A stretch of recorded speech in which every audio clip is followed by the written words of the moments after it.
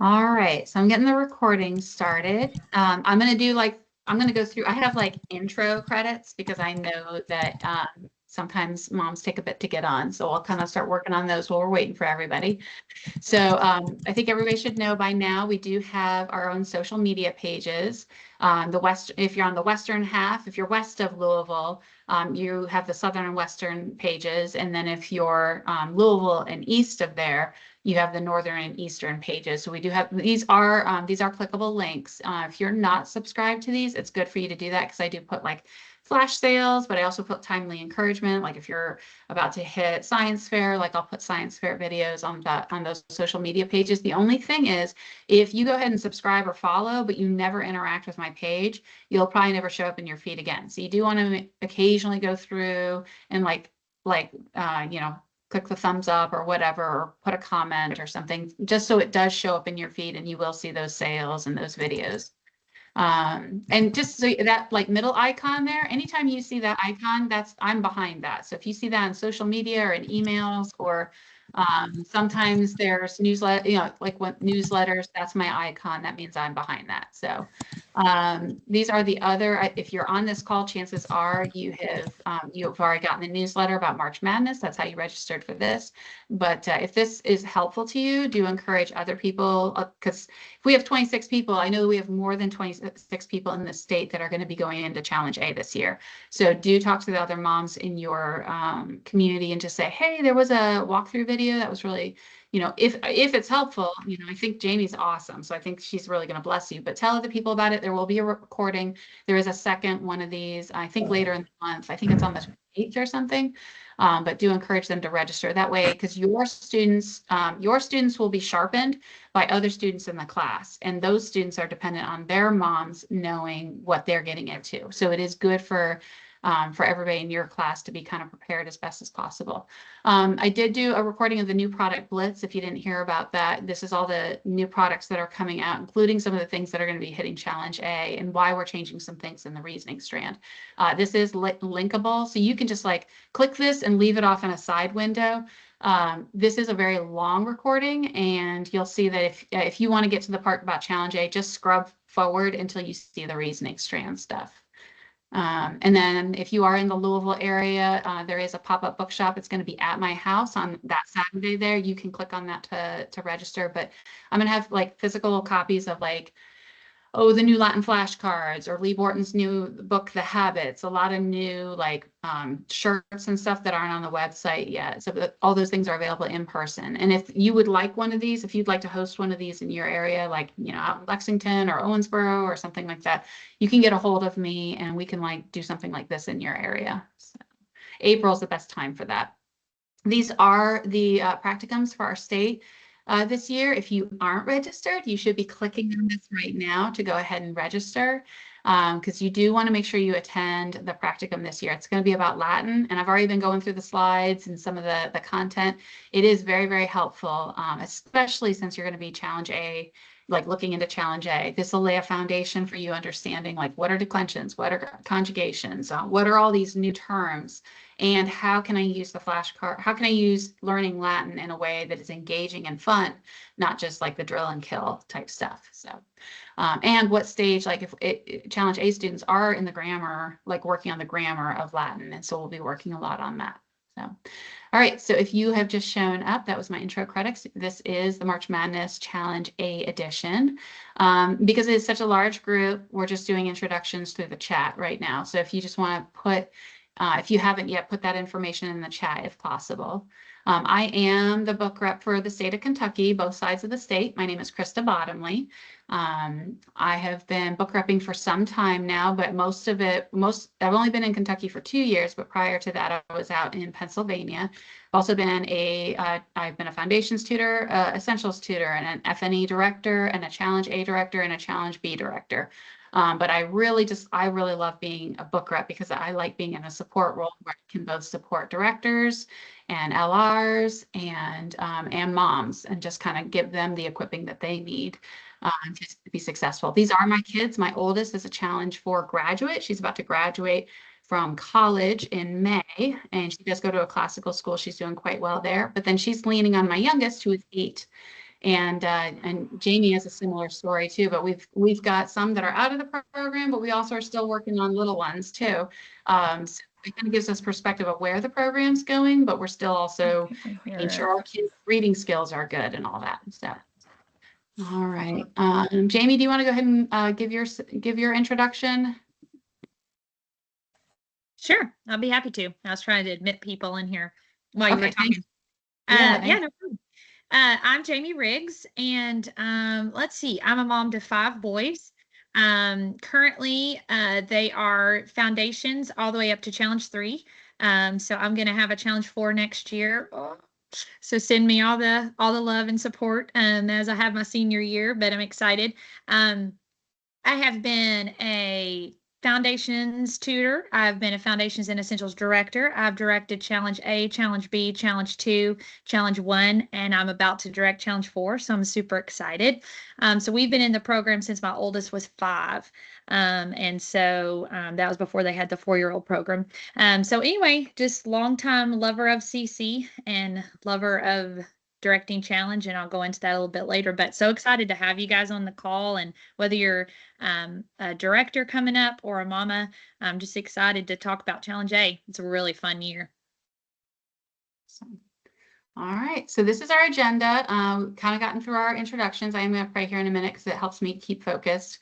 And then we're going to do a classical model refresher because I'm not going to assume that everybody who is on this call or who is watching, who's going to watch the recording, is very familiar with this. People might just be jumping into Challenge A straight, that might be their first exposure. But also, this is also challenge kind of things start to change. And when you're people in your neighborhood are doing very different things than what we're doing. If we don't understand the classical model, then it gets a little hard to stick it out if you don't see the vision. So we are going to go through that. Then Jamie's going to give her perspective as a director of the program. I'm going to give my perspective of the products, and then we'll have we do have a student who will give us their perspective as well as a student of Challenge A, and then there'll be parents' perspective with a Q&A time. So. All right, so let me just pray really quick before we get into this. So Heavenly Father, I thank you so much for the technology that makes it so we can get such a large group together from all over the state and doing all different things, making it so that we can multitask while still getting information and to help support our students. Thank you for all the moms that have chosen to take time out of their day to focus in on this and to equip and prepare themselves so that they can equip and prepare their students to glorify you. Just thank you, Lord, and help me speak to the families here, not the families that might be in my mind of who is here. Help me speak directly to the people listening. In Jesus' name, amen. All right, so I'm going to do a really fast fly through of classical education. I'll do it as quick as I can. It's a very long, complicated thing that people get their doctorates in, and I'm going to try to cram it into about 10, 15 minutes if I can. So I'll start talking really fast now. All right, so modern education. This is what most of us grew up with. The main idea of modern education is that the student is at the center of all the learning, either their goals or their parents' goals, or sometimes the government's goals for what the government thinks a student should learn to be a good citizen. But you often hear people say, oh, what does your student want to be when you grow up? Or you hear a mom say, oh, I'd really like to see him be an engineer, or something like that. But that is ultimately a student-centered focus on things. And you'll see the subjects here around the side. They kind of orbit around the student, but they're isolated from one another and don't really have any connection to one another. Now you get a poor Christian education, and still the student is at the center, and vocational goals or the school's goals, but they really just tack on Bible study in that, but they still keep those isolated subjects. Now, good Christian education properly puts God at the center of all things, and good Christian education acknowledges that because God created everything, the ultimate purpose of education is to glorify God, and as God created everything, that means he also created these different fields of study. But then a great Christian education says that since God created all these things, he created history and science and literature, language, that each one of these things bears his footprint, the fingerprints, and will kind of reflect back to him, point back to him in some way. Now, classical Christian education kind of, if I could, I would erase the little circles around these subjects, because it says that really there aren't these like really tight bulkheads around each one of these subjects. Each one of the subjects is sort of a man-made creation that we have used to sort of understand and talk about these things, but they all interrelate with each other. So for example, like mathematics, it correlates to science. A lot of people are familiar with that. But mathematics also correlates to the time period in which it was developed. So like the Greeks coming up with mathematics would have been different than the way the Arabian people in Arabic cultures would have thought about mathematics. So geography and history also interplays into math and science. So a good example is I have a very good book called Mathematics Is God Silent? And if I try to put that on the bookshelf, I run into some trouble because first I think it's a math book, but then I realize, oh wait, it's actually a philosophy book about mathematics, but it's also based in the historical context of all those different ideas that are swirling around. So a good classical book and a classical education should have these things all interweave and interconnect together. So that's where you see, that's where classical conversations gets its catechesis wheel. But you'll notice the difference here with CC's catechesis wheel from the previous one is we've taken subjects out of those circles. And instead we've put in what we call strands. You'll see instead of science and math and, English, things like that. Instead, we have exposition, grammar, debate, research, reasoning, and logic. And we'll talk a little bit more about those in a bit. Now, the classical method of learning, most of you have heard about this, is where we're focusing on, I have to double check my slides, make sure which version I have here. Okay, so we're going to skip through some of this. Nope, we're not. Okay, I'm going to skip this one and move to the next one. Okay, so anytime you learn anything new, you have to start off with a grammar stage. And the grammar of that thing is basically knowing the names, dates, the basic topics, the basic hooks of information that about any subject. So for example, if you're learning Latin, it's about all the definitions and what is a conjugation, what is a declension. If you're learning history, you're learning the names of people and you're learning the when those things happen and in what part of the world that happened in. Now, if you move on into the dialectic stage, you're going to start asking questions about all those facts that you learned. So you might say, okay, I know about Thomas Jefferson over in the United States, and I also know about Napoleon over in France. Now, Thomas Jefferson did the Louisiana Purchase in the United States, and that was at the same time as Napoleon over in France. What do those things have in common? And then you start by asking questions, you come up with, oh, Napoleon was trying to fund the Napoleonic Wars that he was in, and so needed additional money. So he was willing to sell the Louisiana Purchase to the United States for a very good price. So that's where you start connecting all the facts, the names, dates, and stuff together and understanding how it correlates to a broader understanding. Then in the rhetoric stage is when students really like to get into expressing themselves, and it's called the poetic stage. And so they've been taking in all this information, they've been soaking up all this knowledge, they're really excited about it, but they've also been wrestling and building layers to their understanding and developing more complex ideas about these things. But now they're tired of like inputting stuff, and they want to express, they want to share what they know and let other people know about it. And they also want to start putting it to a good use. And that's what we call the rhetorical stage is. Now, we find that that works that way with just about anything. Anything that you learn, whether you're learning how to, plant a garden or whether you're learning about philosophy, you have to start off, if you're going to be the most efficient, you have to start off with understanding the basic grammar. And then you move on to the wrestling stage, into the dialectic, and then you start expressing in the rhetorical stage. But we find that also correlates to natural student development. So our young children are the natural poll parrot stage, where they just, they're going to soak up a lot of information. It might be the names of the character for Paw Patrol, or it could be the timeline. Now, when we get to the adolescent stage, this is when they get a little more sassy and they get a little more challenging to keep things moving smoothly sometimes, because they have a lot of questions and they're saying, well, why is that true? And what do we know about that? Or how do we know that that is true? And that would be the dialectic stage. And you get to the rhetorical stage, and this is our teenagers, our later teenagers who want to start standing before others and giving their opinions.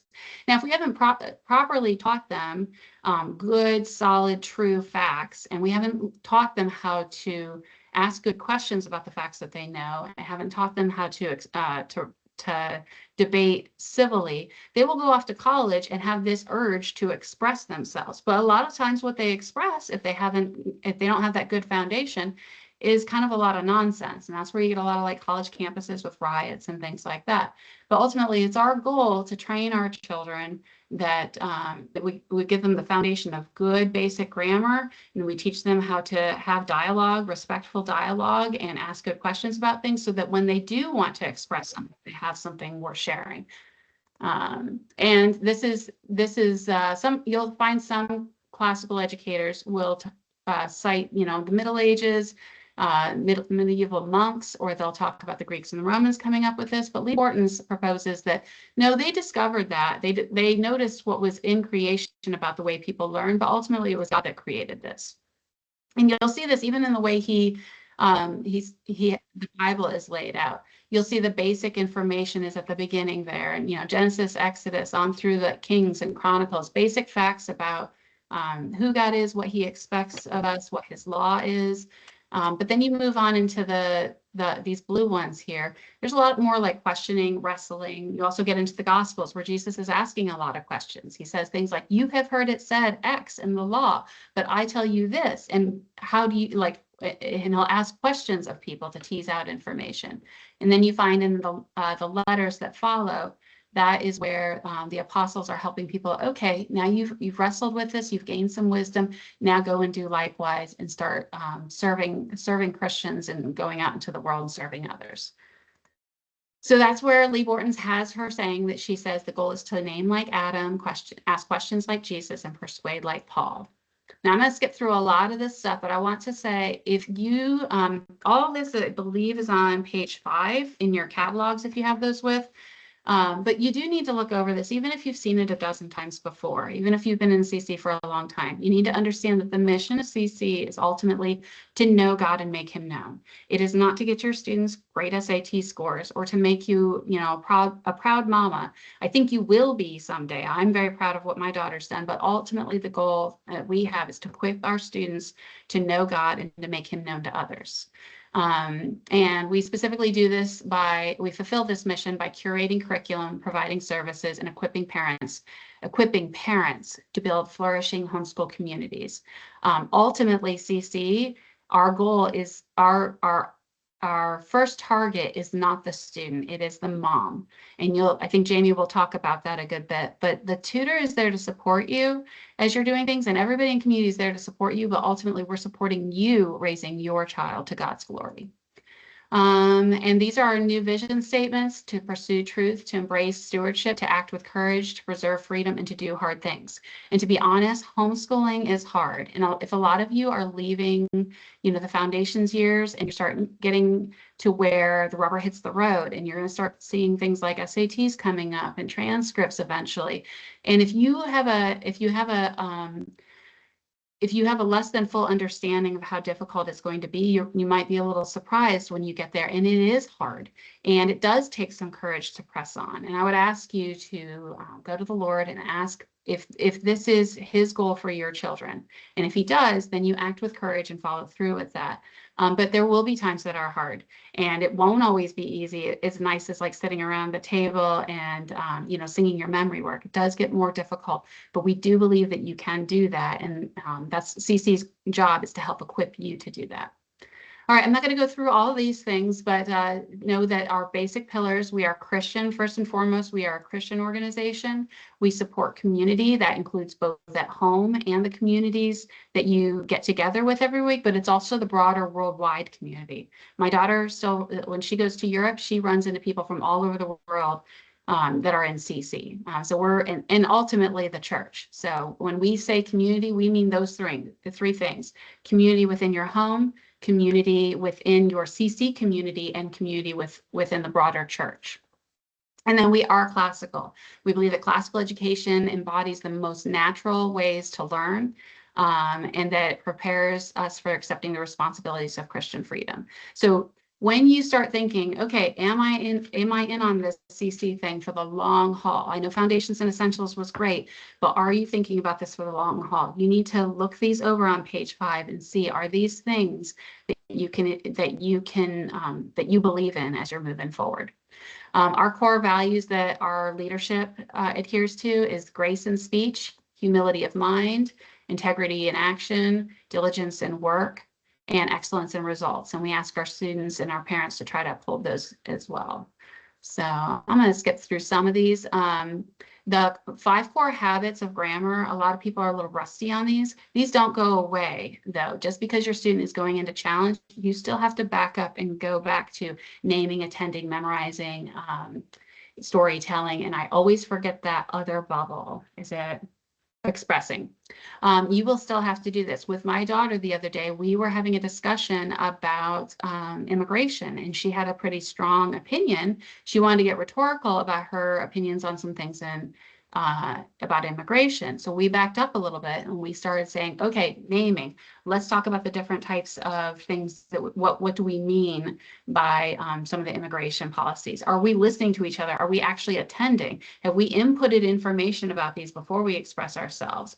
And have we, and then we go on into the dialectic where we say, okay, how does this compare to this? And so we backed up all the way to the grammar stage, went through our dialectic skills, and then on into the rhetoric stage. So these are things, if you think, oh, yeah, that's those grammar skills, I don't need those anymore. These are things that you're going to use for the rest of your life. And if you are having trouble communicating with your students sometimes, chances are you need to back up and shore up one of these skills. A lot of times it's attending, because attending is something that has gotten much more difficult for us in the age of social media and screens and podcasts and being able to play at double speed, things like that. I struggle with it too.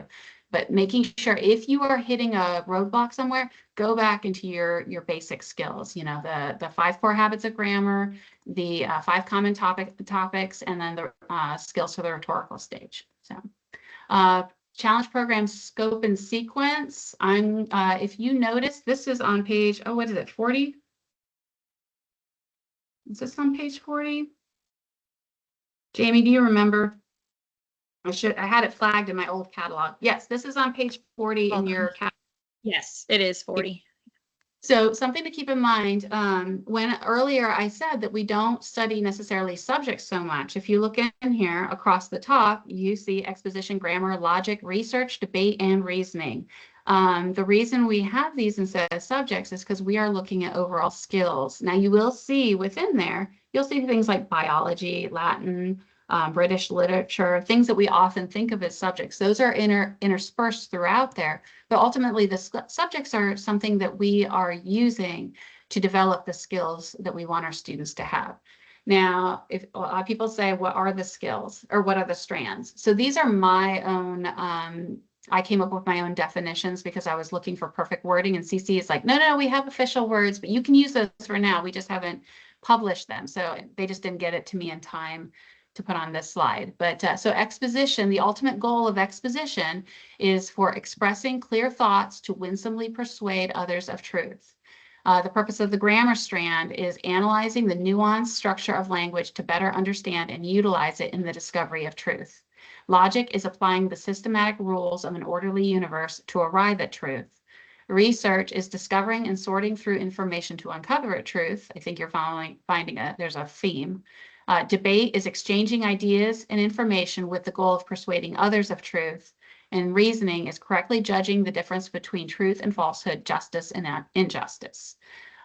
So our goals for each strand, bear that in mind. Don't forget this as Jamie's talking about the different strands as she's going forward, or when I'm talking about our resources.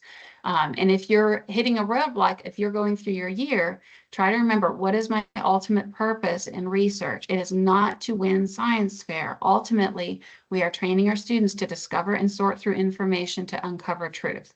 That is the purpose of science fair, not to get that end result of, you know, the first place. All right, so I strongly recommend having your catalog to take notes in. Jamie is awesome at running through this stuff, and she puts out such good information. And I know I'll lose it if I just put it on a regular piece of paper. So I take notes right in my catalog, like either in the front or the back, like on the Challenge A page. So, but you can also take screenshots of anything that she's running through. Sometimes that'll like prompt you to remember some of the things she's talking about. So, all right, Jamie. We're going to go ahead and go through your perspective. You can take it away. Awesome. Okay. Well, I'm so excited to get to talk to you guys about Challenge A. If you're coming to this call with a little bit of anxious worry or fear or just like uncertainty, that's okay. This is a new stage, and it's exciting. A lot of you probably have been waiting for a while to get to challenge. And so it's, it's a really fun time, but it is understandable to kind of feel that, okay, it's that kind of that fear of the unknown. So I'm really praying that today's call will help to encourage you a little bit and give you just some of the grammar and kind of an overview, just of the way the challenge program works kind of in general, and then how it works in Challenge A. And then, just kind of also so that you can meet me and just have just another resource as you go through. I'd love to connect with you. I'm an LR now, and so I love connecting with families in my area and outside my area just to help answer questions and offer support. So hopefully you'll have just another person in your toolbox to be able to hit up throughout the year. If you have anything that I can help with, I'm happy to do that. Challenge A is such a fun year. It is. I love middle schoolers. I'm one of those weird people. I love being around them. They're just my favorite. They remind me of little deer. When deer try to get up and walk after they've been born, and they're just like falling all over themselves, like trying to walk, and they're just that is how it's going to be in conversation. If you have a middle schooler at home, then you already know this, right? They're doing that kind of for the first time, they've been invited to the table of conversation, but they don't really know how to do it well. And so it's just super awkward. They're going to say things they don't mean. They're going to come back and change their mind. And that freedom and community, that ability to be able to do that and wrestle with these thoughts is just such a gift to these students. And so if you're directing Challenge 1 or Challenge A, my encouragement to you is just allow that space for the students to just kind of learn and grow and change. And I actually ask my students a lot of times, I still do this even in the upper years of challenge, but I'll ask them, like, is this a thought? Like when they make some kind of major statement, and they'll claim it, it's truth. And I always ask them, like, is this a thought that you've really thought through and that you are claiming as part of this is a statement of truth for you? Or is this something that we are just going to take in and let you come back and revisit later? And a lot of times they'll realize, oh, actually, maybe I don't think that, or whatever. So it's just it's just a fun year. This is my third mom. I have, when I talk to people, I always say I've mommed it or I've directed it. So I've directed it twice and I've mommed it. This is my third time. And so it's just a really, really fun time to get through it. So we'll talk about, there's a few things that I wanted to clear up grammar wise for you. Okay. So Krista did an awesome job of telling you that we call what we would say in modern education subjects, we call those strands in challenge. So when you hear the word strand, they're talking about that over genus, right? What is the genus? And then throughout all of the challenge levels, we're going to get into the species, right? So we're going to have these genus strands, and then each one of those things is going to look different depending on which level of challenge you're in. So we have our, and then occasionally you'll hear people call them seminars. These people, you can look at them and be like, oh, how long have you been in CC? 20 years? Because these people will use the word seminars instead of strands. And when they're talking about challenge, those words are interchangeable. So if you hear that, don't get confused. Don't be worried. It's the same thing, seminar and strands. It's just if you've been in CC a long time, that's what they used to call it. So we've got seminar and strands. The other thing that I'm going to mention a little bit is capstone project. So what does that mean? So each level of challenge, so each year we go from A to 4, each group has what's called a capstone project, okay? For Challenge A, it's science fair, and we're going to get into that in just a minute, but you'll have more information in your catalog when you're looking under those program-specific pages in your catalog. You'll see capstone project, and each level has a different one for that, okay? The other thing I wanted to clear up for you is what's called the guide. So when we say the guide, what are we talking about? Now, a lot of families ask, how do I know what to do at home, right? What am I doing at home with all of this? So where you're going to find that information is in your challenge guide. So it's going to look similar to this. Your directors purchase this for you. Okay, so this comes through your supply fee. Directors, LCDs purchase this for you.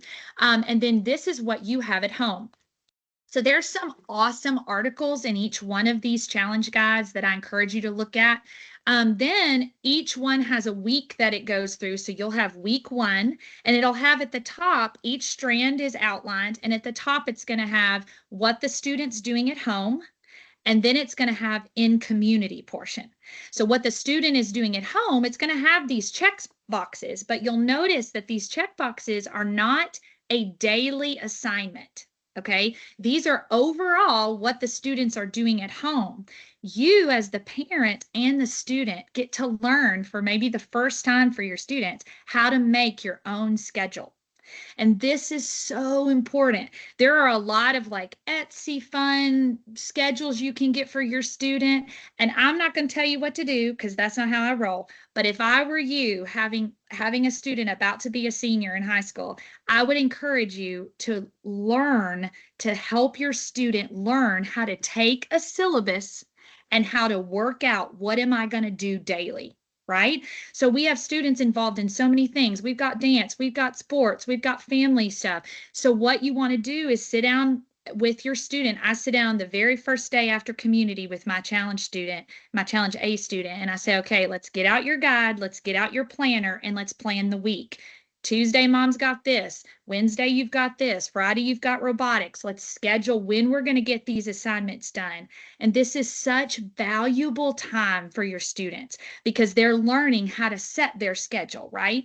But their assignments, where is it coming from? It's coming from the guide, okay? And then in the community portion is showing you what your director is supposed to be doing in community. So directors, this is great, right? If you're stressed about how am I planning out what I'm doing, this in community portion is what the parents are expecting from you. Okay, so that's there. And then you'll see at the back of each challenge guide, each one has an appendix that's full of information for what you need that helps support the curriculum. Okay, so we're purchasing the Challenge A curriculum, and then we've got these appendix that are given to us in the guide. So most of you probably have not seen a guide. You have not received your guide for this year, but when you do, this is going to put your mind at ease because you're going to finally be able to see, oh, okay, I see what's happening now. It's going to feel a lot more, it's going to feel just better. So trust me. So when I say guide, this is what I'm talking about. All right, so let's get into it. So we have in Logic, we are doing the Math Map Complex. Now, this is the first time that your students have been able to do the Math Map in community. And let me just tell you from experience, if you've been doing the Math Map at home without community, this is going to make your life. The Math Map was meant to be done in community. It is so beautifully done in community. And that missing piece, frustration piece that so many families have with the Math Map before the challenge years, they breathe a huge sigh of relief. Okay, now we're getting it, right? Now we're getting it because it adds that community aspect. So directors will walk through the Math Map portions with their students as they go, and then they will bring it home and they're working through it at home with their pages. Okay, so it's just, if you have just been like, I want to love the Math Map, but there's something missing there, I always tell families, hold on, see if it's community, because doing the Math Map within community the way it was created is just, it's a gift. It's beautiful, and I think you're going to really love it. One thing I want to mention to you, especially for if you're at home, I want you to think about this too. For the first time, your students' community is their work week Friday. So for all the other years in Foundations and Essentials, whatever community day you meet on, that's your work week Monday, right? So then we go home, we do our new grammar, we review it, we do our lesson. So for your students though, now in Challenge, Challenge Community Day is going to be their work week Friday. So they've worked all week on their work and they're coming to Community Day with their work completed. The Math Map is the only difference in that. The Math Map is the opposite way. Directors will introduce material in community, and then students take those booklets home and do the work. Okay, so map's just a tad bit different in that flow. But for everything else, your students are going to have work that's done. And we do in challenge, what's called review and preview. So challenge directors will do a review of what students have done through the week, and they'll preview next week's work. And that's how it works in community. But map's just a tad bit different. Map Community Day is our Monday. All righty. You want to go to the next slide? Am I going to the next slide, Krista, or are you doing it for me? I don't know. Grammar. Okay. So, Latin has been like coffee for me. When I first started in the workplace, I worked for a general contracting firm. I was an assistant to the CEO, and I was the only woman on my floor. And so part of being the only woman in a man-dominated, I always stuck out like a sore thumb. I did not like coffee. I never drank it. I liked the smell, okay, but I didn't love it. So whenever I was in this field, though, everywhere I went, that's all they did was offer me coffee, want me to drink coffee. So just in an effort to just have one thing that wasn't different, I started drinking coffee. Now, coffee is like my thing. I'm in a coffee subscription. Okay. I could tell you I have grown in my grammar love of coffee. Henley has been like that for me. When I was first introduced to Henley and Latin, I did not have Latin in school growing up. And so it was a learning curve. But now, oh my goodness, I've been through so many tours of Latin, and I love it so much. So Henley is not my favorite way to learn Latin. I'm super excited about the Common Latin coming up, but Henley it's really just the way that it's laid out. It takes a little bit to get used to. So when Krista goes through the products here in a minute, and you're looking and you're saying, okay, wait, there's like a purple Latin book and a blue. Do I need both of those? Yes, you do. The purple book is different from the Latin blue book. So there's some of those kinds of things, but Latin is, some students love it and some students take off and it is their favorite. Others, it is the way we learn grit and determination. It is the way we learn to put pieces of a puzzle together. My boys are better students. They are better at just figuring out things. I have seen so much growth in their abilities based out of the Latin program. So don't give up on it before it starts. Don't let it be this big beast that you think that you can't do. You can do it. Your students can do it. In fact, they'll do it so much better than you. But you can do it. And in Challenge A, our main focus is vocabulary. It's our main focus. So we're just trying to learn the grammar. So what'll happen in Henley is we go through these tours very similar to Essentials. And then when Common Latin comes out, it's going to be very similar to Essentials. So it's a tour by tour thing. We're layered learning through Henley. So if you get through Challenge A and your student really only can goes through the flashcards and knows most of the definitions to the words, praise the Lord. We are moving on in Jesus' name, and that is wonderful. If your student grabs onto it and they are loving about it, then don't limit them. But it's definitely a growing strand for all involved, but it's a really fun, and Latin is a super fun strand. So hang in there with it. It will make them better students. I promise you. I've seen the proof of it in my own sons. So it will make them better students. So that's my encouragement with that one. All righty. What are we up to? Okay. The research strand. So this, as I mentioned before, the capstone project for Challenge A is the science fair. So most of you probably did a science fair when you were growing up. And you know, it's going to be really similar. Your guide walks you through week by week. Your director will help you also as you walk week by week. And as long, my encouragement here is just don't get behind. Stay on track as much as you can through the weeks. This is a really special growing time for students. This is a fun project that they can you know, really kind of learn to think through and to test something and kind of how science works, right? And so we're building, as CC always does, right? You see that reflection that Lee Borton's had through the program, because Challenge A Science Fair builds for the Challenge 1 science paper, which builds for the Challenge 4 thesis, the senior thesis, right? So we're just building this foundation in Challenge A.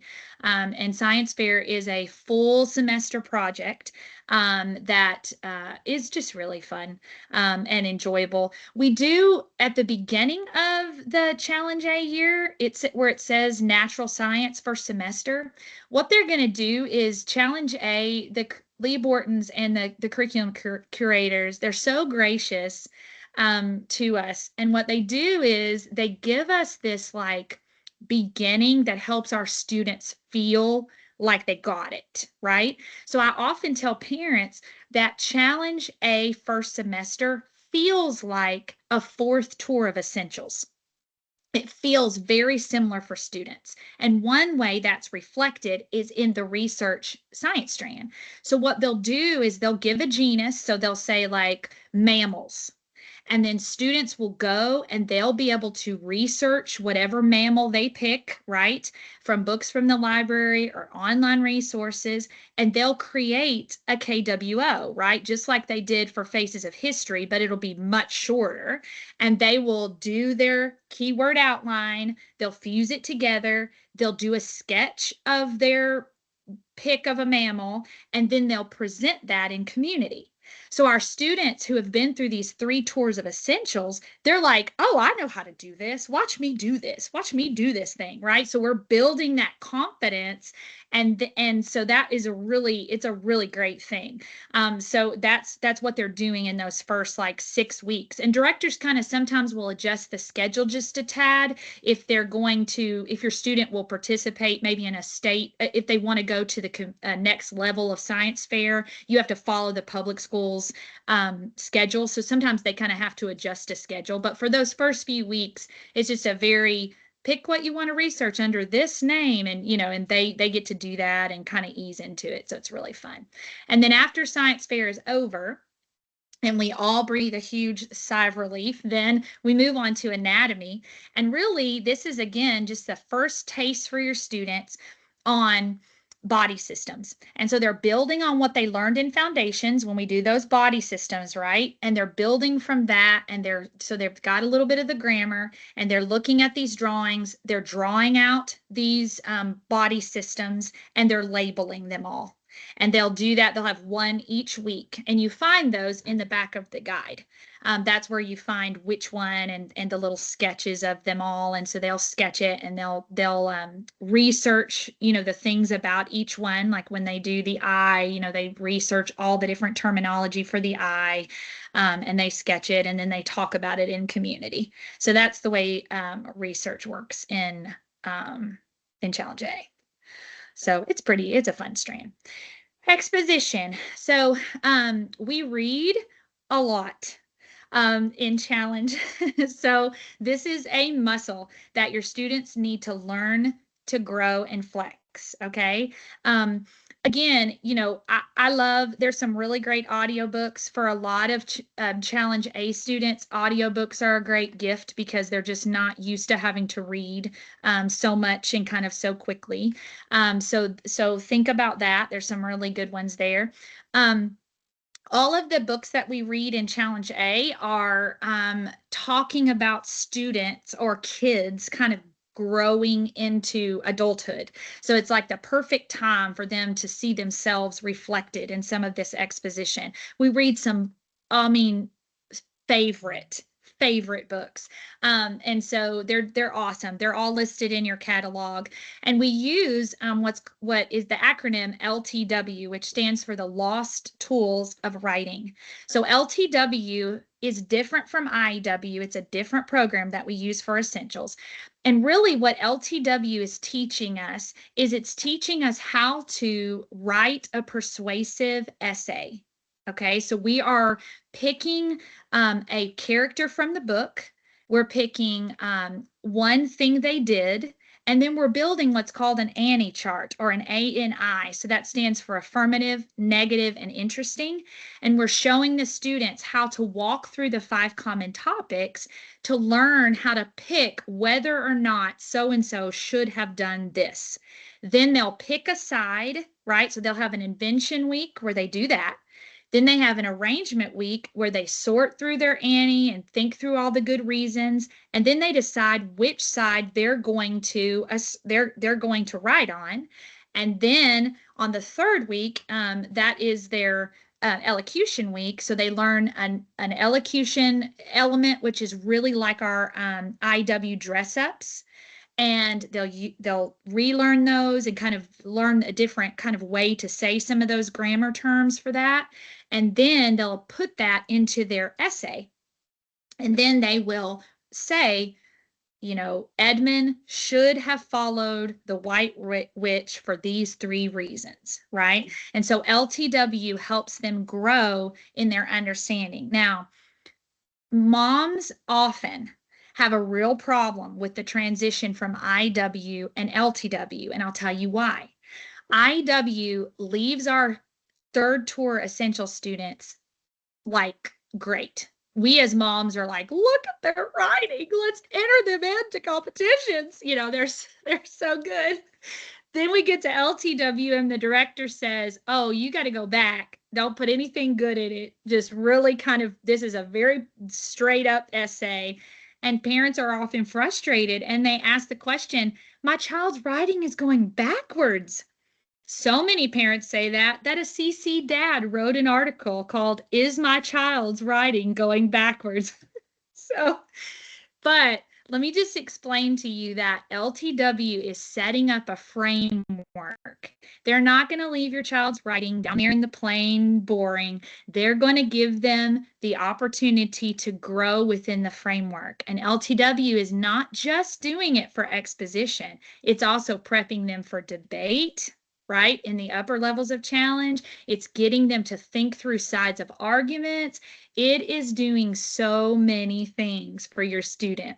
So I just encourage you, follow what your director asks you to do, even if it seems like my child can write a better paper. We know, and they're going to show us, don't worry. It's going to be fine.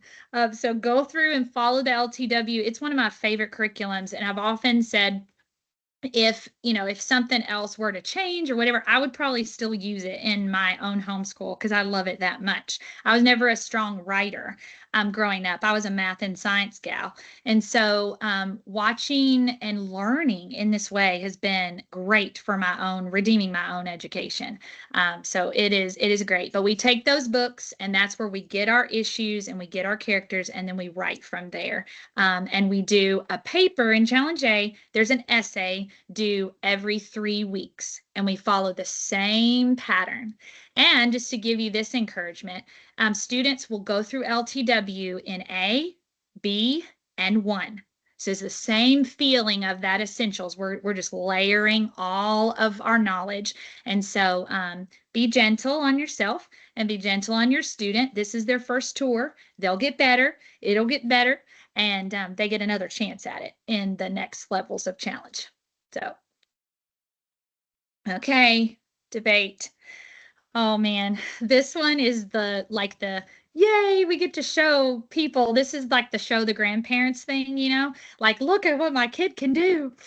So we do in the debate strand, we do cartography, and there's some great articles. So I won't go into because we don't have time, but there's some great articles on why cartography is in the debate strand. So if you're asking that question, great question. CC has answers for you. But so we're doing cartography. Students learn to draw the world. And you probably have heard about that because that is like a huge thing that parents love to talk about and former CC students love to talk about. But they take it in little pieces and chunks, right? So they're learning how to draw this section, and they start with Canada, and they draw that and they label it, and then they do the US. And, they've got so much of what they needed in foundations to help them remember those states and capitals. They got it, right? So they remember, they just learn to draw the lines. And then they also read in the cartography book, which my son, I'm gonna have to buy this. I don't even know how many times, because every son who's gone through Challenge A has been like, I'm taking this with me. This is now my book. So I think I've bought it 3 times. It's a beautiful, like, coffee table style book. There's some beautiful stories that help fill in kind of the history of these countries, and it's a beautiful book. So I know it is expensive and it's big, but I promise it's one you'll keep if you can, if your student doesn't take it for themselves. It's a great book, and learning to draw the world, learning to draw is a discipline for some students. I have had some of my boys, they've loved it. They've enjoyed it and do fine with drawing. Others, this has been a muscle that they've had to learn and flex. There's a lot of drawing in Challenge A. But again, we're that dexterity, we're getting that going. And so just encourage your student, do it with them. We've done a lot of different kind of fun things in our own homeschool to encourage those who are not drawing these countries is not their favorite thing. But they can really produce a beautiful project at the end. It's really pretty amazing. In fact, I had a student, I still use this picture when I speak at conventions and stuff, because it's unbelievable. On the very first day, and if you're a Challenge A director, think about doing this. On the very first day of Challenge A, I have them draw the world. I just give them a sheet of paper and I say, hey, just draw what you know about the world. Okay. Now, some moms, all you type A moms out there, you've already had your student drawing the world in prep, so that they're going to be frustrated because you're only giving them a small sheet. Okay. But for all the rest of us, it's like this blob map that we've always let them do, right, in foundation. So they're blobbing it. So I had a student who just blobbed like the continents, and I think he even put in the middle, something goes here, but I can't remember. And then at their very last week, on their week 30, he drew the world, and he actually colored it with colored pencils later, and his family actually he framed it and put it up in his room. And the growth in this student, it shocked me, and I'm usually a huge encourager, like, you can do it, and I was just like, whoa. I mean, it's great. So just encourage them, keep up with it. It's a really fun strand. And yeah, it's resting in the sense that there's just not, they don't have a whole lot to do other than just drawing. So it's fun for them. Reasoning. Yay. Okay, so the reasoning strand is what we call the resting strand in almost all of the challenge levels, except for B. B has no resting strand. No, I'm just kidding. But so we have the resting strand, which means, some people ask, what is resting strand? Resting means that's kind of I hate to say easier, it's the more light workload and it's usually the more fun. So if you're a challenge director, reasoning is going to be almost all your students' favorite strand. Okay, so in every challenge level. Anytime I do a challenge panel and you ask, what's your favorite strand? Everybody, reasoning strand. It doesn't even matter what year. They love it. They love the content, and it's just fun. So reasoning in Challenge A is the analogies, which used to be called Analogies for All of Us, and I don't know if I'll ever stop calling it that, but a CC dad wrote that, and he did a great job with it. It's really fun. It's pretty much an open and close book, so you actually fill in blanks in the book itself. It is relatively light on assignments. So I've had a lot of my boys have come in and just like done their entire week's worth of reasoning in one day. So it's pretty light. It's a lighter strand there, but it teaches them to make connections, to think about word association. It gives them a lot of prep for SAT and ACT type. You'll see a lot if you've taken those or have had any remember that far back, or you have students prepping for that are older. You'll see a lot of those things kind of getting them thinking about those things. And then I'm super excited because now we have the new Applied Logic, the puzzles book. My boys cannot wait. And they're the ones that are already past Challenge A, they're like already begging me to buy the book when it comes out to let them do it at home because they're super into it. So I don't know a whole lot about the puzzles book, but Chris is going to talk a little bit more about that later, but I know I'm very excited about it. It's replacing a book called The Fallacy Detective, which we have used in Challenge A in the past. A lot of families love that. I would just encourage you that they're moving fallacies to Challenge B. So we're not getting rid of fallacies altogether. And I will also say that the Fallacy Detective is very out of date. So if you're just like a champion for and being mad about Fallacy Detective being taken out, then I'm gonna fight you on that one because it's just super. Even my student that's going through it now, he's like, when was this written? It just needs to be updated. So we're not losing fallacies. We're just kind of changing the way we're doing it in CC. And I think it's going to be better for all of us. And Heather asked in the chat, do we know when it's available?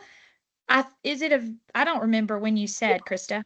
It'll be the new product sale in April. So everybody keep in mind, April's when all the new products are going to go on sale. So it's the first time they'll be available to buy, and they'll also be on sale. So.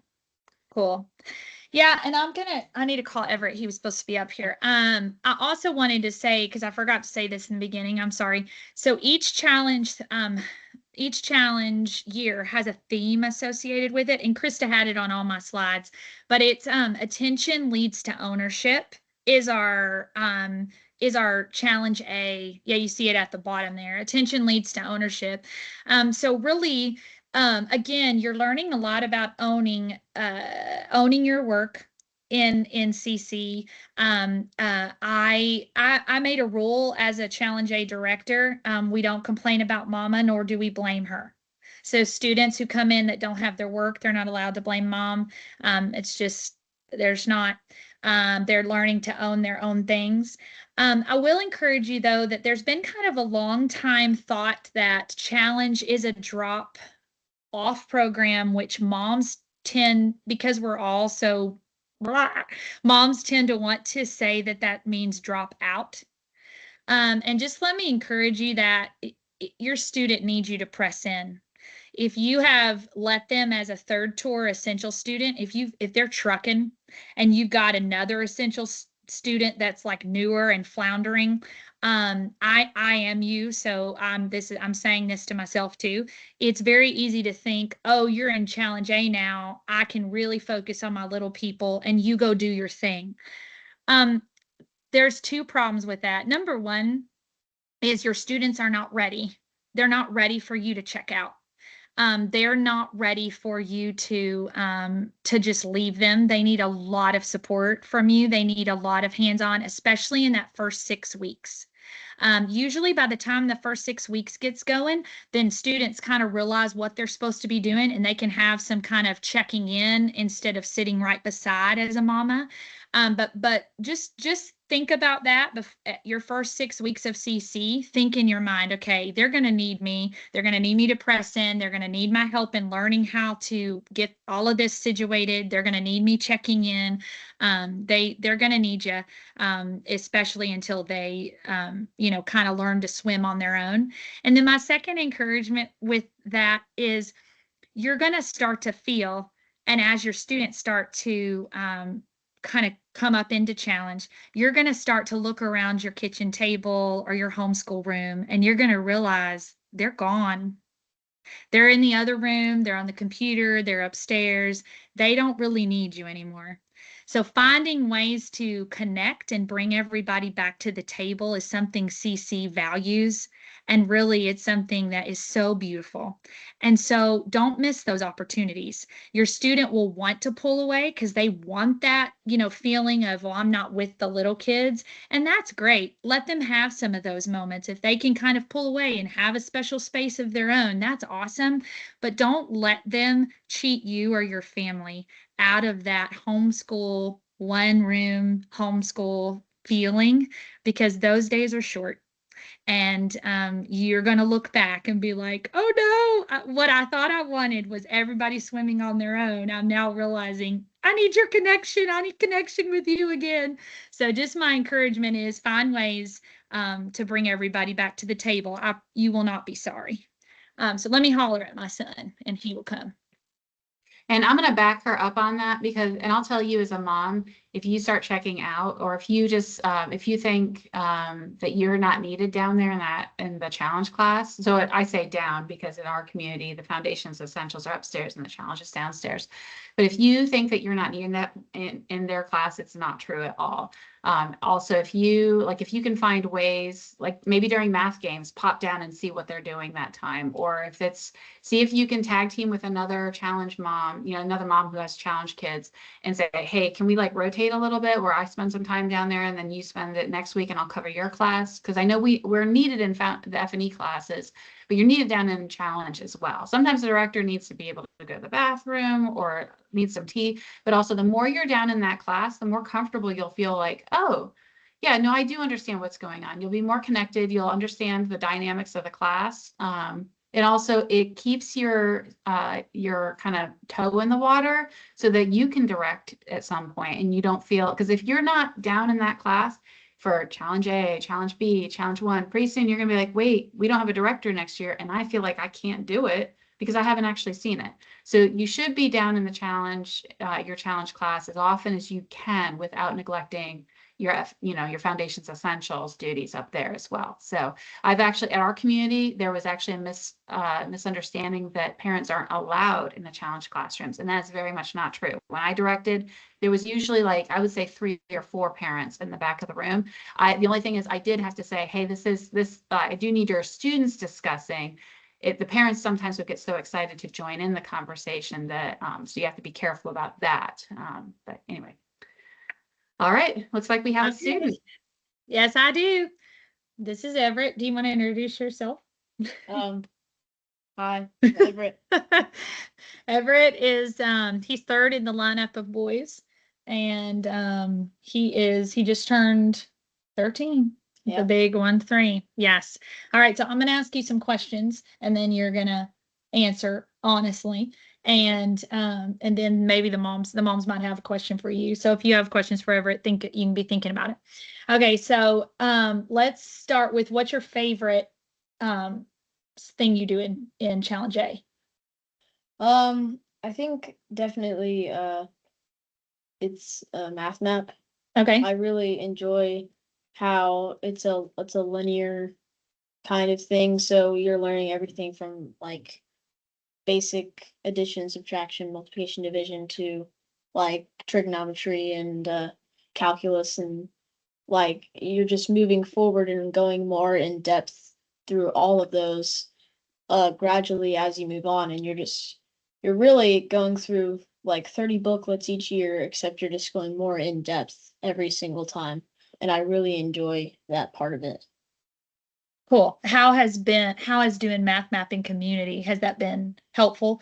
Like the community aspect of doing Yes, it? definitely, because there are just some things like I'm having trouble understanding, and well, if I look at the charts, I still don't really understand it. So like I'll ask, like we will review the past week, Mm-hmm. and she'll ask like, well, what do you have any trouble with that week, and was it like did you like it, and what were like the good parts and like not so good parts about it. Mm-hmm. And it's really helpful and beneficial that we get to talk through it before we move on to the next booklet. Yeah. So, Okay. What's been your least favorite thing? honestly, my least favorite thing has probably been cartography Okay. because I'm not like super talented at drawing, and it's just been a lot.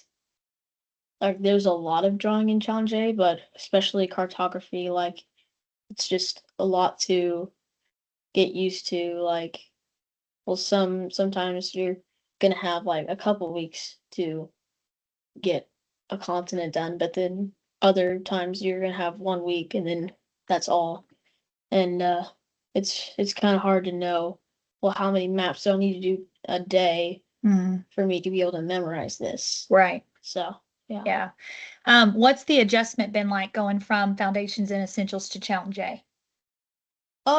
It was a pretty large adjustment, I think, but I think it was the right adjustment because um moving into teenage years, you need to get a lot more ownership on your schoolwork, and you need to just kind of beat down on it real a lot before later high school, college.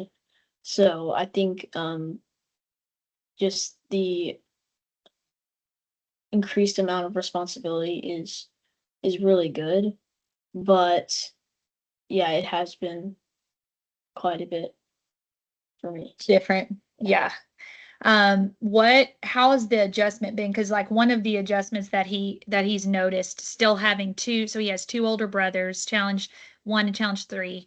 Then he has 2 in just Foundations and Essentials. And I think one of the hardest parts has been watching his Foundations and Essentials brothers be done with their work by lunchtime, Yeah. and him being with his older brothers still working, right, on school. Yeah. So how long is the work taking you think, a day? I mean, on like really like what I would say like a regular work week, I'm usually done by like 1 or 2 o'clock in the Yeah. afternoon. Um, sometimes I'll be done maybe by lunchtime, but usually like I do less work at the beginning of the week and then more work at like Monday and Tuesday. Mm-hmm. So I mean, yeah, Tuesday and Monday. Monday is like my biggest work day, but Monday I probably finish around 3, maybe 3:30. Okay. So And then last question is, what was I going to ask you? Oh, what do you think that you could like? What could you be doing? Like, was there anything over the summer you wish you would have done in prep for Challenge A, or that we did in Challenge? I don't remember us doing anything. Or do you think that Foundations and Essentials mamas could be doing to help their kid get better, get ready for Challenge A? something that you could be doing like then that some of my classmates actually did was go ahead and read some of the books for exposition just so you get an idea, and then you can reread them like when you're actually supposed to, but if you if you don't actually finish them, then you had that um you had that Foundation. Yeah. foundation from the summer. And then another thing I would say would be probably for math map, especially like the notations flashcards. Yeah. That's been really helpful, and I've done pretty well with that, but I think if I would have actually started doing them a little bit earlier, I would have built a better understanding of that. So Yeah. I think that's probably true. All right. Does anybody have any questions for Everett? Are there kids have any questions for him? I don't know if there's any kids on the call. I can't see. No. Everett, you answered all the questions. Krista, do you have any questions for Everett? No, I think he was pretty thorough. And my own Challenge A student, I think he would concur with you about a lot of those things. I think he does enjoy cartography, but he doesn't enjoy how picky I am about that. That's something that. But yeah, All right. definitely reading the books over the summer. He did that too, and it was a big help to him. So good tips, good advice. All right. Thanks, Bud. All right, I'm gonna go through some of the resources that you're gonna use, and I'm gonna like get Jamie's input on some of this because you know, there's different perspectives on like what things are necessary and helpful, and I have different opinions than what the catalog shows. So I'll kind of go through some of that. Again, like it is helpful to have your catalog handy to write in or to circle like what you need, what you don't, what you expect to do. Something I really want to emphasize to you guys is that over the summer is the best time, just like Everett kind of tries to get some of his stuff, like a good foundation before he approaches the year. I strongly like prioritize over the summer reading a few books that help strengthen my understanding. That first one I have there is the question. So it's talking about what do you do as your student is starting to move on into the dialectic stage where they're going to be more talking and discussing in class and just trying to understand how to facilitate those discussions with your student. Then these two other ones, Classical Christian Education by Douglas Wilson is excellent. He wrote, this is kind of an older book of his before he had he hadn't had the best experiences with homeschoolers. He's since changed his opinion because he does touch on homeschool briefly in a chapter, and he's not positive about it at that point, but he has since changed his opinion. But the book is still really, really good and foundational for understanding classical education. Repairing the Ruins is also one I absolutely love. This one, you don't have to read it cover to cover, and I tab this thing like crazy. This is a collection of essays from Doug Wilson, but also a number of other people like Jim Nance and let's see, Martin Detweiler, some other people that I respect, but they're individual chapters about different subjects. Like there's a worldview test case that is using math that I think is excellent. It's saying Christian worldview in math class. There's also a chapter on egalitarianism, and it's not what you think. It's not about gender or anything like that. He talks about why logic, why Latin, but this is a nice standalone. You could just read one chapter when you're ready for it, and then set it aside, things like that. But I do encourage you to try to find some resources to read in the summer. If you see on the Challenge A catalog page on 94, Practicing Affirmation is there. That's a really good one that I need to strengthen my skills. You'll see that CC often has a classical book, a book helping us with our understanding of classical, and a book that helps us understand like Christian worldview, and a book that is helping us with our community aspects. So this like Practicing Affirmation is both for community as in us being in community with other moms, but also especially in community with our families and the importance of affirmation for our students to encourage them going forward. Instead of me just nitpicking about my son's cartography, I can praise him for the good charts that he does. So another one that I think is really, really helpful all through the challenge years, if you have time to do a Teaching the Classics seminar, this is usually done as a 2 or 3 day seminar. I try to do these in like a boot camp style over the summer a few times, host it for moms. This is teaching you how to analyze any piece of literature from, they say, Tale of Peter Rabbit to Tale of Two Cities. And they do it using children's picture books. But I think it's a great equipping for as you're having discussions with your students in the exposition strand, because that is one of the most important parts, I think, of exposition is the conversations that you're having with your students in preparation for their LTW essays. Okay, so let's talk about the logic strand. So we were saying math map is required for that strand, just like we have requirements for all the strands. We do require every student to have their own math map booklet. Most people will choose to use complex, but you can actually have a different level if you choose. And you can use a different math curriculum at home, and that's fine, but the math map is what we use in community to keep us all on the same page. And a lot of directors at the upper challenge levels where it's not required yet, like Challenge 2 through Challenge 4, they're actually using the chart of the math map that you see at the back there. They're actually using that as their framework now because they've enjoyed it so much for their younger students that they're starting to say, oh, let's use this as a framework in community discussion. Even if the students are using, Math UC or Saxon or something like that, they're still using it as a framework for discussion. And to clarify a little bit of stuff, you don't have, as long as you can use the same set of booklets more than 1 year if you're using another math curriculum. So let's say you're using Saxon or Math UC or something, you can keep reusing these booklets over and over again each year. So that's just a way to save money. Every 3 years, there's a little bit of a jump. So in the complexity of it, and because of that, and I've talked in depth about this, so I won't go into too much detail, but just remember you can download online lesson pages right now for the levels that aren't in print, but well, I'd just say in about 2 weeks here, they're going to pull all those offline as soon as the new levels are released for sale. They're going to take them offline. So you want to download those now, and we use those for scaling. Like if your student is really stumped in the complex level, like when they get to matrices, if you print off the pages for fractions or one of the earlier levels and have them work through those lesson pages, it can be a way to scale and bring them back up to speeds until they're ready to do the harder pages in complex. These are flashcards that we've referenced many times. This notation cards, the very middle one here, is pretty important. It's basically just understanding all the special symbols, just like we would use phonogram cards for our students learning to read English. These notation cards are very helpful for understanding the notation, the language of math. And then you can also scale what your student, like if your student really needs to brush up on their multiplication tables, you can get the multiplication cards. The fraction cards are a lot more, there's a lot of levels in those. So there's like very basic stuff, like you have like a circle, you know, cut in half and this is a half, but then there's much more complex ones, like dividing, like the different, almost like trigonometric fractions in there.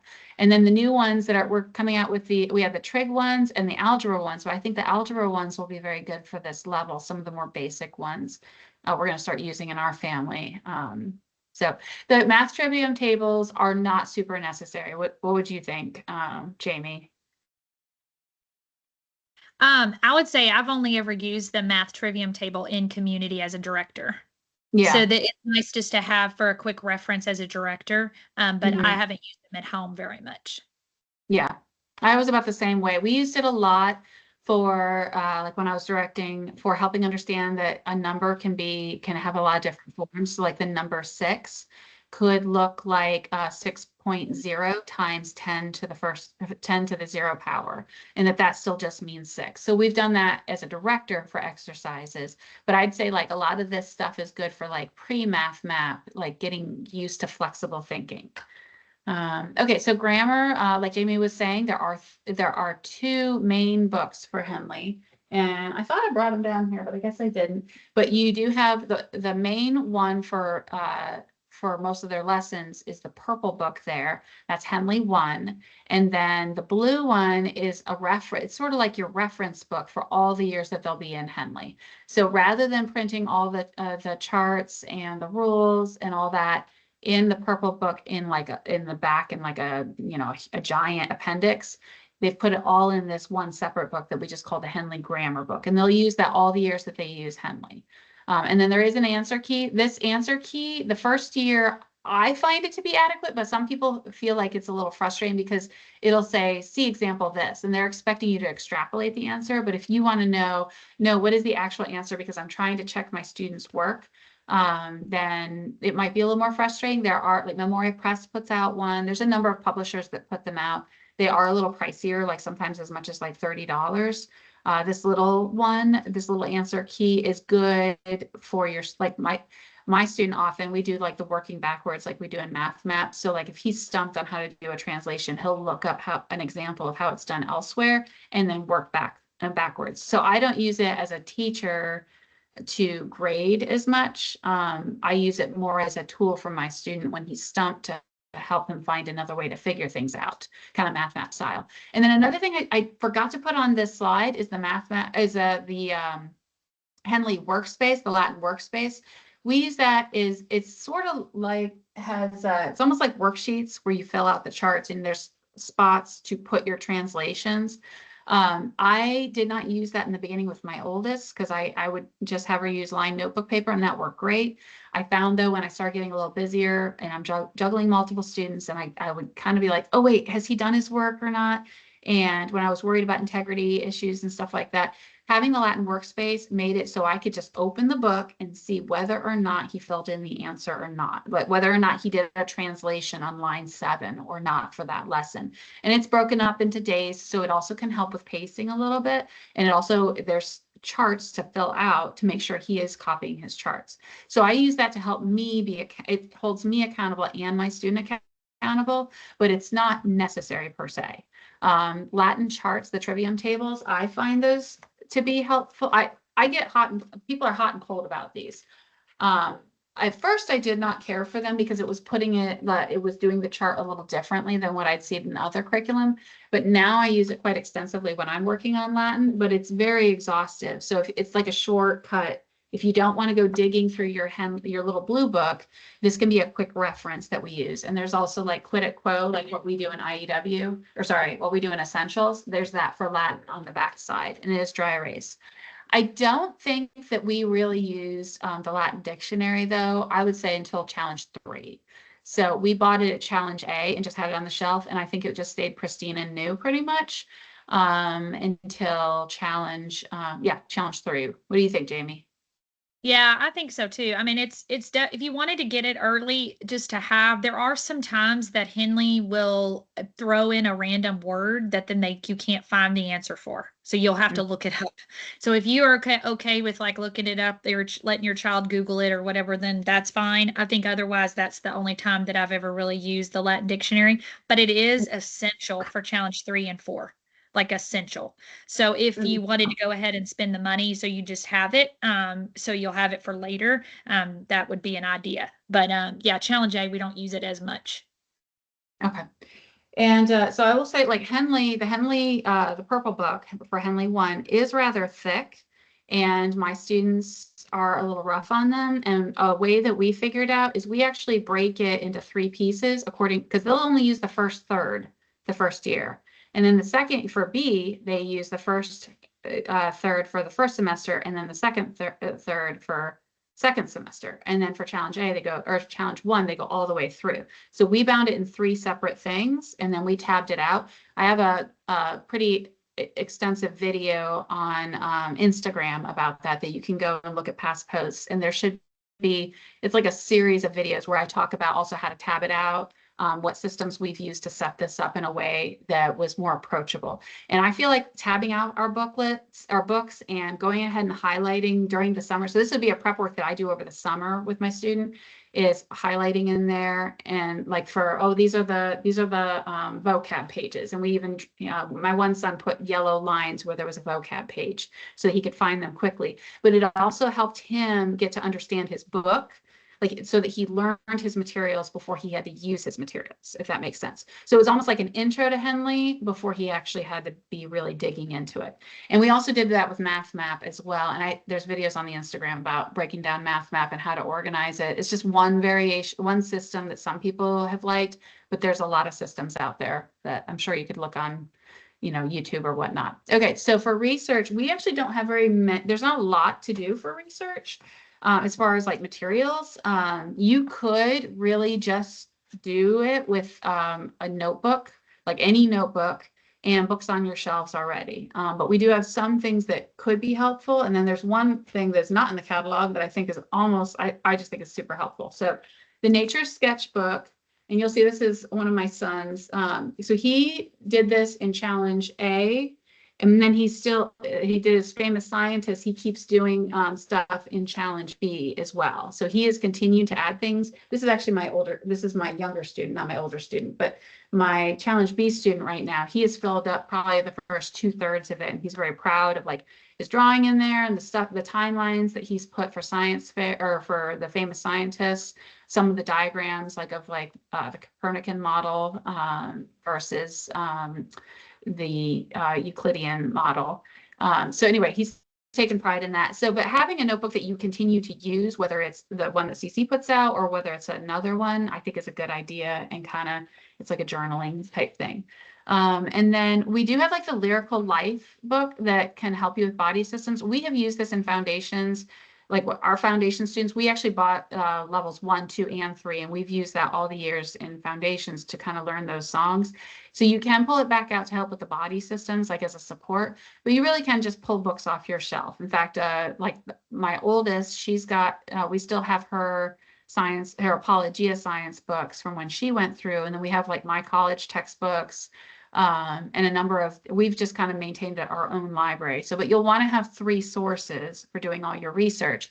So one of the things that we do have the famous scientist card, sorry, the science Acts and Facts cards, and we've used those as like a launch pad. So for example, if they had to do a paper on mollusks, we would flip to the back side and it would kind of give a few categories of mollusks to help him narrow things down. It would define what a mollusk is, because it turns out a cephalopod, which is an octopus, or octopus, squids, and all these other things are actually mollusks. And so when he could see that broader category that, and kind of narrow down into, okay, what kind of mollusk do I want to focus in on?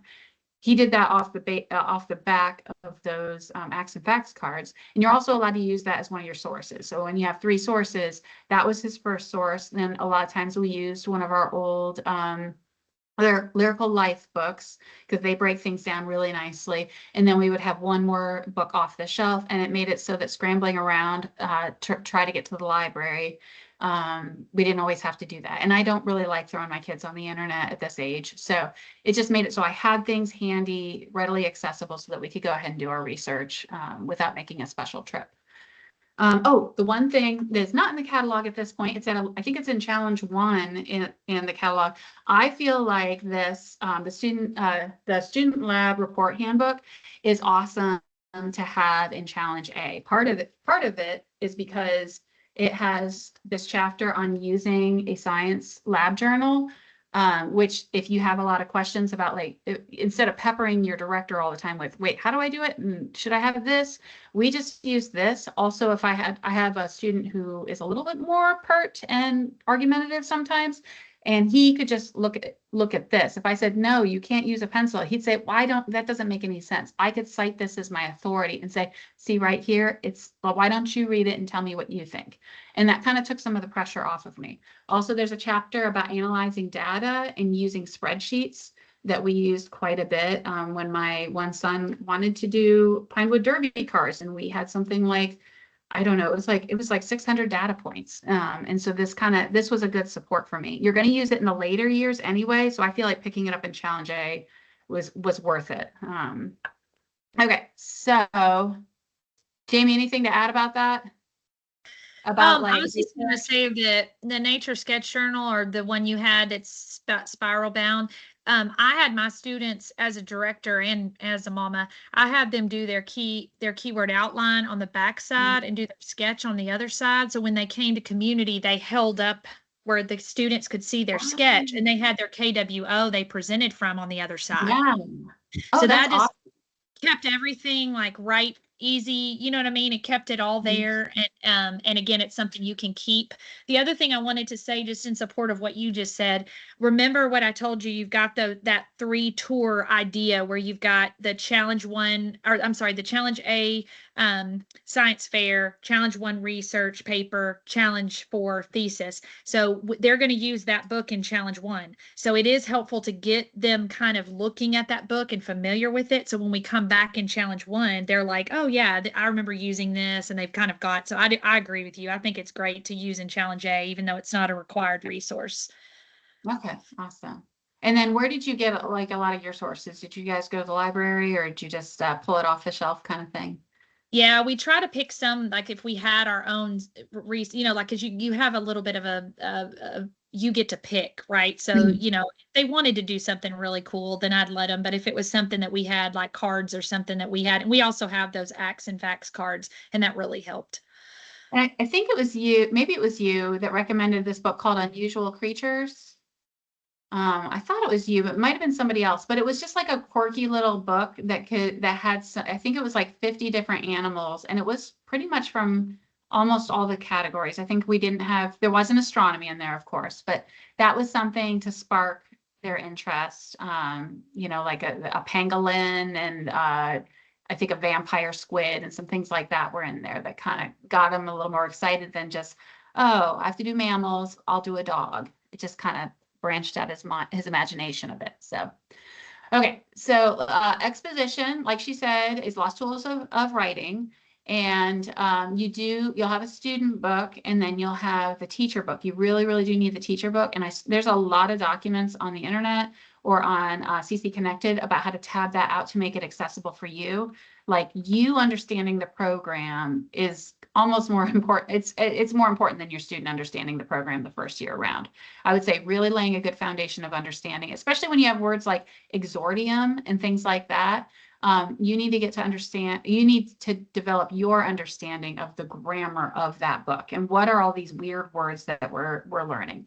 The student book, some people buy a new one every year. Some people just reuse it and use it as a template. So like my last year A student, he wrote in his, but then I just kind of handed it to my other son this year, and he was able to just, oh yeah, I'll write in a notebook, even though I can see my brother wrote in this one. So he was able to use it more than 1 year, but some students really hate that. So, because my A student, when I tried to give, sorry, my current B student, when I tried to give him my older daughter's book, he couldn't handle that. So you'll just have to think about your student, like whether you want them to write in it, to use it over and over again, or for younger siblings, or what you want to do with that.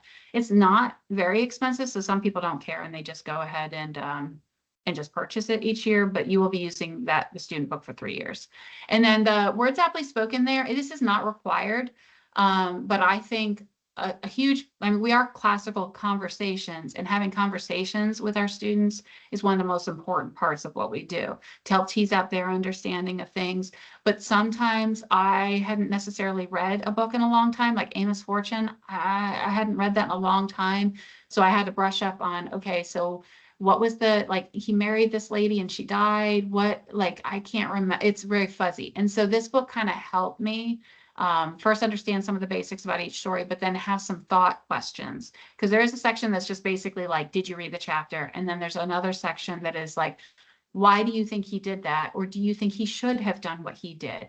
And then that can really coax into helping with lost tools of writing to help figure out what statement should he start off with? What issue does he want to write about?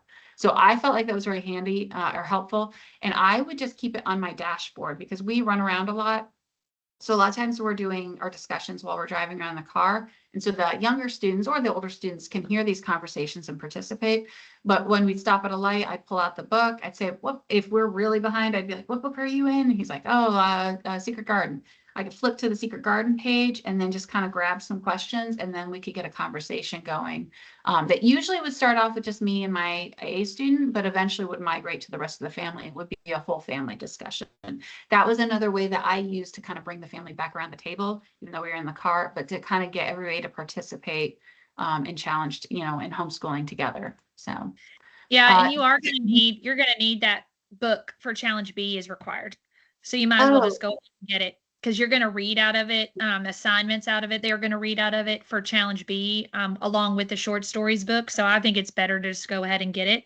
The other thing I was going to mention is the LTW, when you buy that curriculum through CC, they will give you a password, and you'll be able to go on and watch videos that help you as the mom and as the director to watch that, what they're trying to teach. You'll be able to watch them teach it. They're pretty short. They're helpful from the CiRCE Institute. And so those are available to you. You'll get that information, the login and everything. It's password protected. You'll get that in. So there usually comes in a little green card. So look for it and don't throw it away because it has a password on it, and that's for the videos. So don't throw it away. Yeah, and there are there's an older set of videos and a newer set, and I would suggest watching both, like sample one and sample the other. I like the older ones personally, but some people like the newer ones, so it's just your style. But that's something that I would do over the summer. Like, that's your homework, like tabbing out your LTW book and maybe watching some of those videos. You'll need to rewatch them probably throughout the year to understand. But I'd say when you're getting ready, that's something to put some time on. Just put it on when you're driving somewhere, put it on like instead of a podcast. So, all right. So this is the literature we're reading. I don't think you don't have to buy the CC copy. I would, let's see, I would say, I think it is more important that you give your student a copy that they are comfortable writing in than that everybody in class at this level, like everybody doesn't need to have the same copy of it, because they're not going to be reading it in class like they do in later challenge years. Like in some challenges, like in the later ones, you might be reading Shakespeare together, but you need to be able to refer to page numbers or things like that if you're doing translations in like the Aeneid.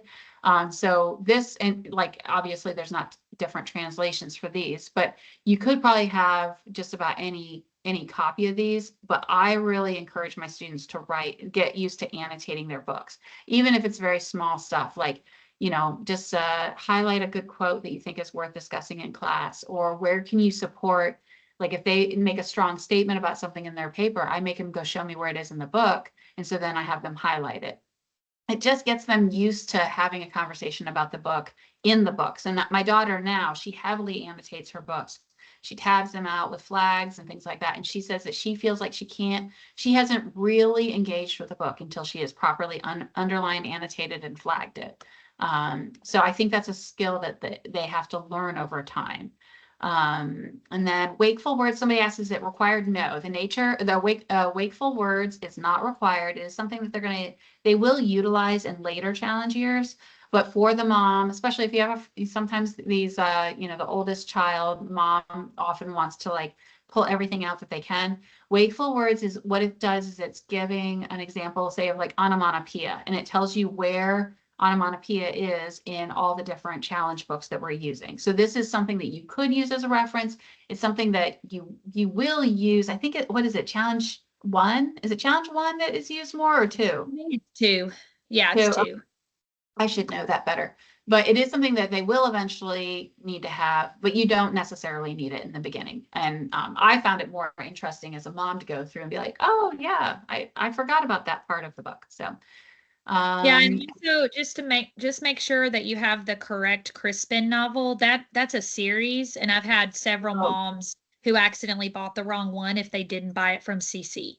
So that, because they all kind of look similar, those dark kind of pictures on the front. So make sure you're getting Crispin, that obvious, that first one, the Cross of Lead, because they all say Crispin at the top, and then they have different subtitles underneath. So if you're going to do it, that's a nice thing about buying through the CC bookstore. You're going to make sure you have the right one every time. But if you choose, make sure that you're getting the right one. Yeah, that's true. And then there's only one Copper Lodge at this level. So Copper Lodge is the copies that CC publishes themselves. And that's because they're doing annotations to help understand, like some of the older books like Tale of Two Cities, and then here Secret Garden, there's some things that our students aren't necessarily understanding what's going on, or some words are used differently then versus now. So they have like it's kind of translating what the kids might be saying at various spots. So some people like that to kind of help their students along with the language, and some parents are happy just to let them kind of figure it out. So that's up to you. All right, so debate, the only thing you really need then is the cartography book. And there are people that go through and they just use a regular atlas. Like Jamie said, it is a really nice book. It is like a beautiful coffee table book, and it is a little bit larger. Like she said, it's not the standard size, it's more coffee table book size. So it can be a little tricky to fit. It will still fit in your average backpack, but not a compact backpack, not like one of the really small ones. But it is a beautiful one, but you could just use a regular atlas, but you will need to supply some additional reading. For example, like South America here, it's providing some background information that goes along with the map. And it's also showing historic maps that gives a little like historical context of what people thought of the world in the past, like how they thought it was shaped and things like that. So it just gives a little more context. The reasoning strand, so this one's pretty cut and dry. So first semester you do need the analogies book, and then second semester you need the puzzles book. Both of these are considered to be disposable, not disposable. What is it that I want? What's the word I want? Consumable. Yeah, thank you. And now they're not terribly expensive. I think analogies is a little over $20.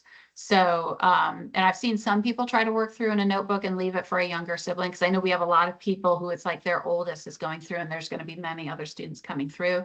So you could use another, but they will also be working in class with the director. And so sometimes to expect them to sort out like, okay, I need my paper over here. And sometimes you're just trying to keep up with what they're doing in class. So that's kind of your discretion there about that. The puzzle book also, that's one that they will actually be working out puzzles in there. But you could have, I think that you could possibly pass that down. That would be a little trickier to not, like the cryptograms and such. That would be kind of tricky to work through some of those in a separate paper, but you could do it. Just a little bit more about the reasoning together puzzles. I have a whole video about this, which I'll reference in a minute, but it's classic puzzles through, like, I think there's a cryptogram where they're it's from Mary Queen of Scots, or it's some historic thing that was done by a person with a spy in that country. So I'm thinking it's Mary Queen of Scots that used a cryptogram when she was trying to break out of prison. I think that's included in this. But and there's a lot of Lewis and Carroll ciphers and riddles and enigmas, things like that throughout the book. I will be doing a series of videos about each one of these books, probably in April, so kind of be looking out for that. But if you want more detail about why we're using that and what it is and how it fits into the overall plan, I do have a recording of the new Product Blitz. Like I said, it's a long recording, so you can just like scrub to the part that it's talking about the materials you're looking for. Also, I do talk about Common Latin in there for any of you who are curious about that with the flashcards for your younger students. So, all right, so we can hit some of parent questions. This is an outdated coupon code, so I'm going to type that in the chat. But do any parents have any questions about that for either Jamie or I?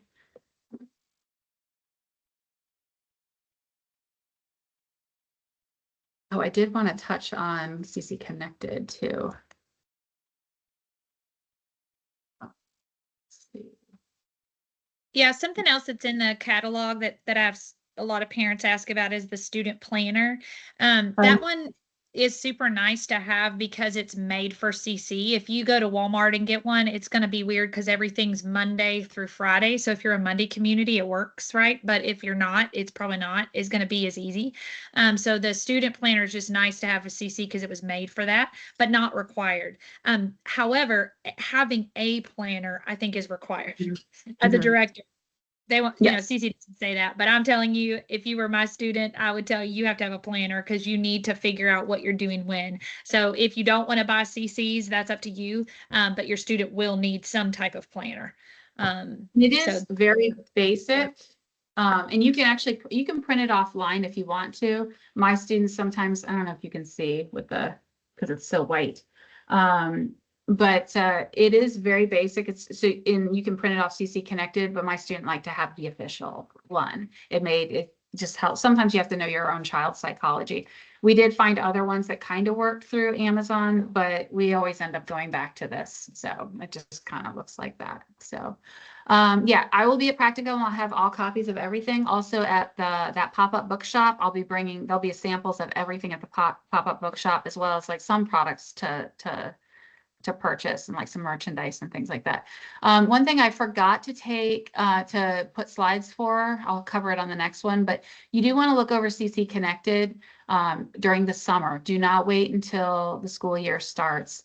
You'll want to go on there and you just log in, go on to the Challenge A and scroll through it. There's going to be a document on there that is called, I think it's called Digital Resources. I print that out, and that way it shows me what there is for each week. It might say, oh, there's Latin snippets or things like that, various things. So I can have that printed out that I refer to throughout the year to decide whether to go on and look for it.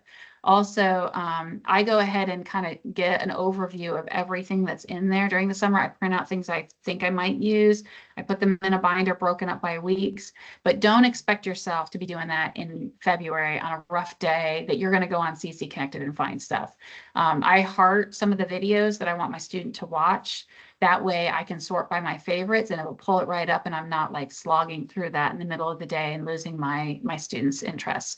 But overall, we don't like to go on computers during the CC day. Overall, a lot of times the videos that we do watch, we do it on a Saturday or something like that. I'm like, hey, I know we're just kind of like sitting around waiting for the next thing we're about to do. Why don't you watch this LTW video or something like that? So for carrying the books, I have some favorites. That's another thing I have on the Instagram thing is about organizing your challenge materials. We should write it down. We use a challenge crate, we use a cargo crate.